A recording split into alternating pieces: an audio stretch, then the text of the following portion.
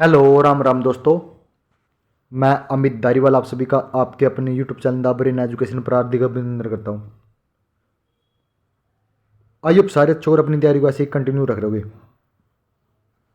बस जो भी बच्चा ALM SC और JEE की तैयारी कर रहा है तो उसके लिए सेशन चला हुआ चैप्टर वाइज MCQ, जिसमें हम AC थ्योरी करें। AC थ्योरी के हमने 65 क्वेश्चन कर लिए हैं और AC थ्योरी का हम 300 क्वेश्चन करेंगे भाई। ठीक है, कितने 300 क्वेश्चन। अगर आपने 300 क्वेश्चन कर लिए ना, लास्ट टाइम AC थ्योरी से 17 क्वेश्चन आए थे और इस बार भी 15+ के चांस है।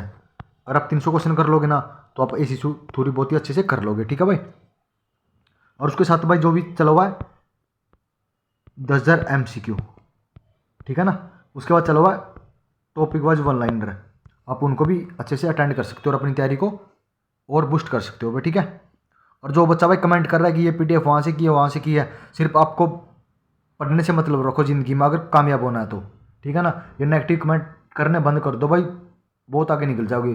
अगर आप यही नेगेटिव कमेंट कर दे रहे ना तो आप बहुत पीछे चले जाओगे, वही सोच रह जाएगी आपकी पुराने वाली। ठीक है ना। आपको फ्री ऑफ कॉस्ट कंटेंट मिल रहा है तो आप इसकी कदर करो, पढ़ो आप इसको। ठीक है ना भाई। मैं आपको इतना ही बोल सकता हूँ, हर टाइम आपको पढ़ा सकता हूँ, आपकी हेल्प कर सकता हूँ भाई। ठीक है। और अपने साथ के साथ आंसर कमेंट करते रहना। स्टार कनेक्शन में न्यूट्रल तार खालिस्तान के कॉमन पॉइंट से लिया जाता है भाई। स्टार कनेक्शन में न्यूट्रल तार कहाँ से लिया जाता है? एकल वाइंडिंग से, 4 वाइंडिंग से, 2 वाइंडिंग से या 3 वाइंडिंग से? भाई करो 66 का कमेंट। तो स्टार कनेक्शन में न्यूट्रल तार कहाँ से लिया जाता है? तो ये लिया जाता है 3 वाइंडिंग से। ठीक है भाई। पावर फैक्टर का मान किसके बीच में होता है? तो पावर फैक्टर का मान -1 से 1 तक, अनंत से अनंत, -1 से 0 और 0 से 1 तक। भाई करो भाई। अगर इसने इसका भी नहीं पता नहीं किसी ने तो भाई फिर अपना तैयारी करना बंद कर दो। तो पावर फैक्टर का मान किसके बीच में होता है? 0 से 1 के बीच में होता है। ऑप्शन नंबर डी इसका करेक्ट आंसर हो जाएगा। ठीक है भाई। अगर आपने PDF चाहिए तो उसके लिए आपको the brain education channel join कर लेना, या आप कमेंट कर देना, आपको लिंक मिल जाएगा, आप वहाँ से PDF डाउनलोड कर सकते हो भाई। ठीक है। संतुलित लोड से जुड़े 3 फेज वाले स्टार में न्यूट्रल में करंट खालिस्तान होता है भाई। संतुलित लोड में जुड़े 3 फेज वाले स्टार में न्यूट्रल में करंट खालिस्तान में होता है 0 होता है। फेज करंट के बराबर इकाई या लाइन करंट के बराबर? भाई करो 68 का कमेंट। तो संतुलित लोड से जुड़े 3 फेज वाले स्टार में न्यूट्रल में करंट होता है कितना होता है? 0 होता है भाई। ठीक है भाई। उस परिपथ का शक्ति गुणा की प्रकृति क्या है जिसकी वोल्टता और धारा तरंग रूप और नीचे ग्राफ में दर्शाया गया? भाई बताना है। तो ये ग्राफ किसका है? पश्चगामी, एकल, एकल और अगर के बीच, या अगर और लीडिंग के बीच? भाई 69 का करो आंसर कमेंट। तो ग्राफ क्या दिखा रहा है? तो ग्राफ दिखा रहा है पश्चगामी, जिसे हम लैगिंग भी बोलते हैं। तो इसका आंसर आ जाएगा ऑप्शन नंबर ए। प्रत्यावर्ती धारा AC परिपथ में जहां P, V और T क्रम से तात्क्षणिक शक्ति, वोल्टेज और धारा के मान है, तो किसी भी क्षण शक्ति की किसके द्वारा दर्शाया गया? भाई शक्ति को बताना किसके द्वारा दर्शाया गया। भाई 70 का करो कमेंट। जिस बच्चों को इसका आंसर बता दिया ना भाई वो पार है। तो P बराबर क्या होता है? P बराबर होता है V गुणा I के। तो V गुणा I कौन से में है? तो V गुणा I तो एक ऑप्शन में, ऑप्शन नंबर B में वो। ठीक है।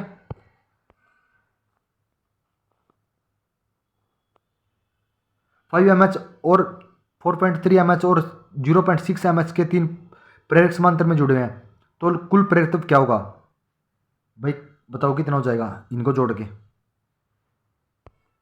9 हो जाएगा, 5 हो जाएगा, 9 और 5 से अधिक या 0.06 से कम?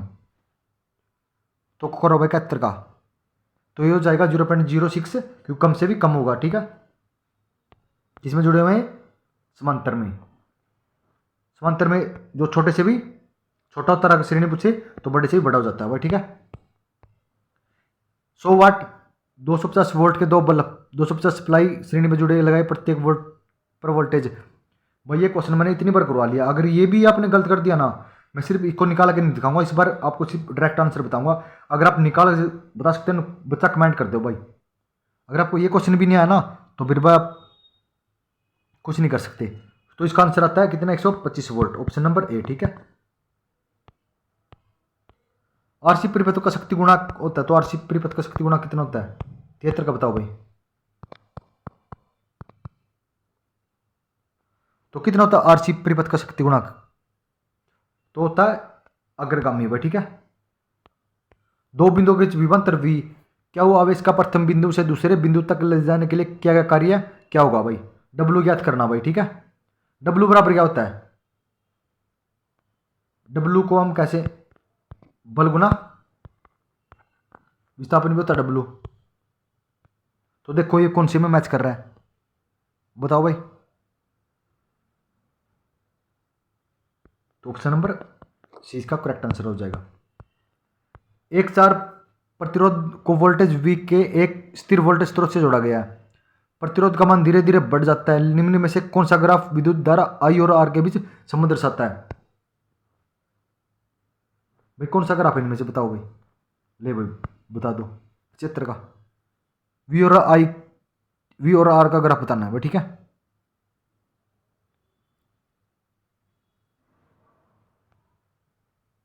तो एक ही ग्राफ बन रहा है, ऐसे बनता है।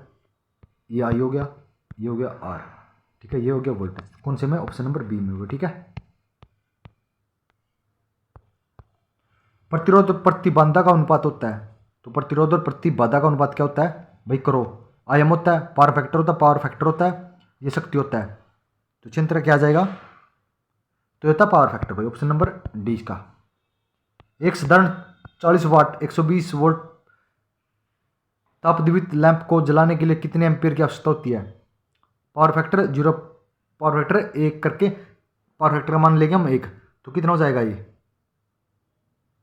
भाई? निकालो, जिसको बच्चे को निकालना आता है ना कमेंट कर देना इसका आंसर, ठीक है। तो इसका अगर हम करेंगे 0.3 एम्पियर भाई, ठीक है। 4 पिको फैराड मान के दो सदांतर श्रेणी क्रम में संयोजित किए गए हैं, तो उनकी कुल धारिता 4 पिको फैराड मान के दो सदांतर को श्रेणी क्रम में, अगर हमको श्रेणी क्रम में जोड़ेंगे तो क्या हो जाएगा बताओ भाई?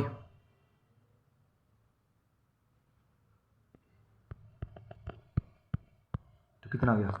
2 पिको फैराड। अगर समांतर में पूछता, समांतर में आ जाता 4 + 4 8, ठीक है भाई। यदि वोल्टेज स्रोत से कई लैंप समांतर में जुड़े हैं तो एक लैंप जल जाए तो अब क्या होगा भाई? किसी वोल्टेज स्रोत से कई लैंप, बहुत सारे लैंप जुड़े हुए हैं भाई समांतर में, अगर एक लैंप जुड़ गए तो क्या हो जाएगा? धीमी रोशनी प्रभावित नहीं होगी, अधिक रोशनी बुझ जाएंगे भाई। करो 79 का।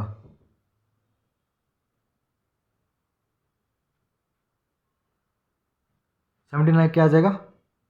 अगर एक लैंप जल गया तो भाई प्रभावित नहीं होगा, अगर एक लैंप भी जल गया तो, ठीक है। अगर यही पूछता भाई सीरीज में तो भाई कोई भी लैंप नहीं जलता, सब बुझ जाते भाई, ठीक है, क्योंकि इनकी पावर वोल्टेज सप्लाई कट हो जाती है। 6 वोल्टेज और 1.2 की धारा वाले बिजली बल्ब का प्रतिरोध कितना हो जाएगा भाई?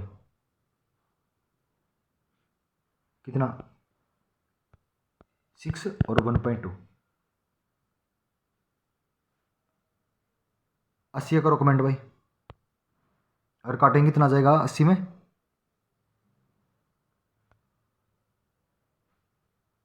तो आ जाएगा ये 5 ओम भाई, ठीक है। एक सीलिंग फैन में 220 वोल्ट की वोल्टता पर 0.5 एम्पीयर की धारा लेता है और एवं 0.5 की शक्ति गुणक रखता है, तो इस फैन की पावर तो कितनी हो जाएगी? इस फैन की पावर तो 88 वाट आ जाएगी, ठीक है भाई। जितने न्यूमेरिकल है अलग से क्लास में आपको, या तो मैं आपको क्या नाम नोट्स दे दूंगा न्यूमेरिकल के, एक बार वो पढ़ लेना। टेलीग्राम पर जरूर जुड़ जाओ भाई, सबसे मेन चीज़ यार, ठीक है ना। 100 वाट 220 वोल्ट बल्ब 160 वोल्ट आपूर्ति में आबंद है, तो वास्तविक ऊर्जा, तो इनकी वास्तविक ऊर्जा कितनी हो जाएगी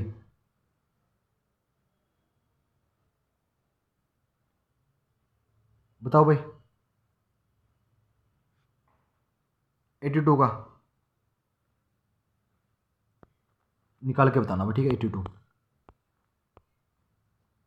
ठीक है भाई। न्यूमेरिकल है, न्यूमेरिकल में कल आपको अलग से क्लास में करवा दूंगा जितने भी न्यूमेरिकल बनते हैं, ठीक है। ठीक है, जितने न्यूमेरिकल है ना मैं अलग से क्लास में आपको करवा दूंगा। अब ना जितने भी क्वेश्चन बन रहे हैं ना वो क्वेश्चन देख लेते हैं, ठीक है ना। एक असंतुलित स्टार संयोजन परिपथ में अनविष्ट न्यूट्रल तारक के लिए धारा क्या होगी, न्यूट्रल तारक की धारा क्या हो जाती है, तो आई एन ज्ञात करनी है। आई एन क्या हो जाएगी 85 में, बताओ भाई। तो आई एन हो जाएगी I R plus I Y plus I B, तो सब जुड़ जाएंगे। तो कौन से में है ये, तो ये ऑप्शन नंबर सी का करेक्ट आंसर हो जाएगा, ठीक है। प्रत्यावर्ती धारा एसी में परिपथ प्रेरणिक प्रतिघात और आवृत्ति के बीच संबंध, तो भाई एक्सएल किसके बराबर होता है, 1/2πfl के, ठीक है। ये होगा ना, ये होता है एक्सी, एक्सी बराबर होता है 1/2πfl के, ठीक है। हमसे पूछा क्या, एक्सएल निकाला, एक्सएल होता है 2πfl, ठीक है ना। 250 एसी की सीकर से सीकर वोल्टेज कितनी होती है, तो 250 वोल्ट एसी की सीकर से सीकर एसी की वोल्टता कितनी होती है भाई, बताओ। 250 वोल्ट एसी की बतानी है, 87 का बताओ भाई, तो होती है 707 वोल्ट भाई, ठीक है।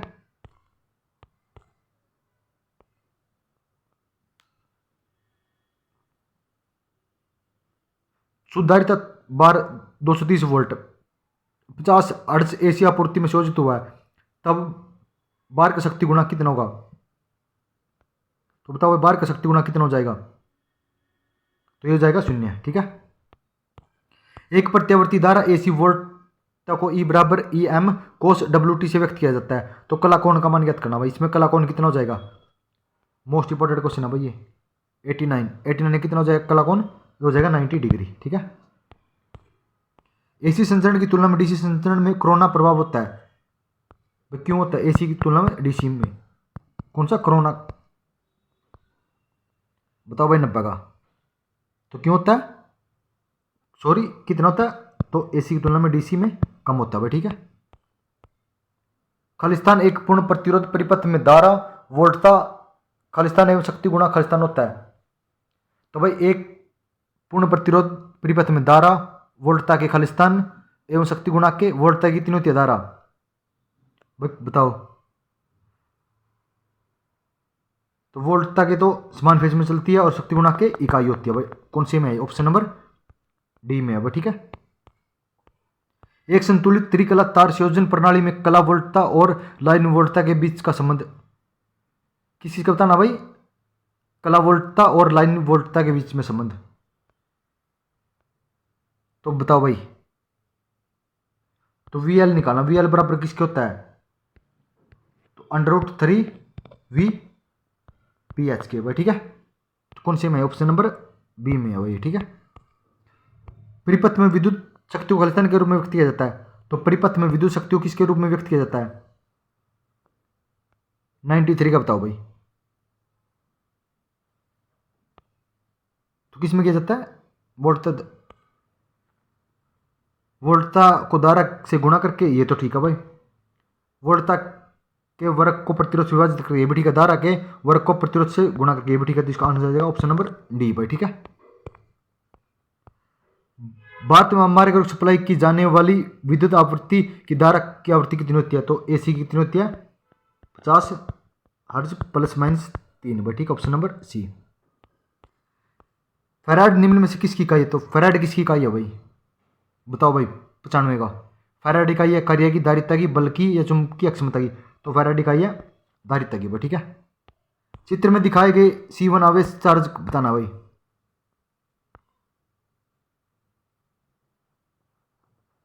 बताओ भाई। 96 का कितना हो जाएगा, देख लियोगा आपने ये चित्र, ये वो चित्र, इसमें बताओ कौन सा बताना, C1 बताओ भाई। 96 का तो ये है C3 आवेश चार्ज से अधिक है, ठीक है ना। C3 चार्ज से आवेश से अधिक है ये, ठीक है। 3 फेज प्रणाली में संतुलित और असंतुलित भार को मापने के लिए निम्न में से किस पद्धति का प्रयोग किया जाता है। 3 फेज प्रणाली में संतुलित और असंतुलित भार के मापने के लिए निम्न में से किस पद्धति का प्रयोग किया जाता है। 3 फेज प्रणाली में बताना भाई कौन सी पद्धति का प्रयोग किया जाता है, तो इसमें किया जाता है 2 वाट मीटर पद्धति का, ठीक है। Option number C. एक कैपेसिटर को ईएमएफ ई तथा कृपया आंतरिक प्रतिरोध के एक सेल के साथ जोड़कर पूर्णतः आवेश किया गया, तो इसको कैसे किया जाता है भाई बताओ। तो किया जाता है कैपेसिटर में विभवांतर बराबर होता है ई का, ठीक है। यदि 4 सदंतरों को जिनमें से प्रत्येक 16 माइक्रोफैराड श्रेणी से जोड़ा जाता है तो उसकी परिणामी अक्षमता कितनी हो जाएगी। तो 16 माइक्रोफैराड को बताना है 4 सदंतरों को 16 के, तो कितनी हो जाएगी 16 चौके 64, ये ज़्यादा होगी, तो इनमें से कोई नहीं होगी भाई, ठीक है। विद्युत आवेशों के बीच बल के लिए कूलाम नियम अंततः निकटता के लिए कौन सा होता है भाई। विद्युत आवेश के लिए कूलाम नियम कौन सा होता है। विद्युत आवेश के लिए कूलाम नियम कौन सा होता है, तो होता है न्यूटन का गुरुत्व नियम। कौन सा है न्यूटन का गुरुत्व नियम, तो यह ऑप्शन नंबर डी में भाई, ठीक है। भाई हमने ना कितने 100 क्वेश्चन कवर कर लिया है, ठीक है ना। अगर आप भाई कमेंट करोगे तो डेली के हम 50 क्वेश्चन कर लेंगे, चाहे हमारी क्लास 30 मिनट की हो या वो 1 घंटे की बनाए, ठीक है। अब डेली का आपको 50 क्वेश्चन करवा देंगे अगर आप 10-20 बच्चे कमेंट करोगे क्लास देखने के लिए, ठीक है। मिलते हैं नेक्स्ट वीडियो में जल्दी ही। जय हिंद जय भारत।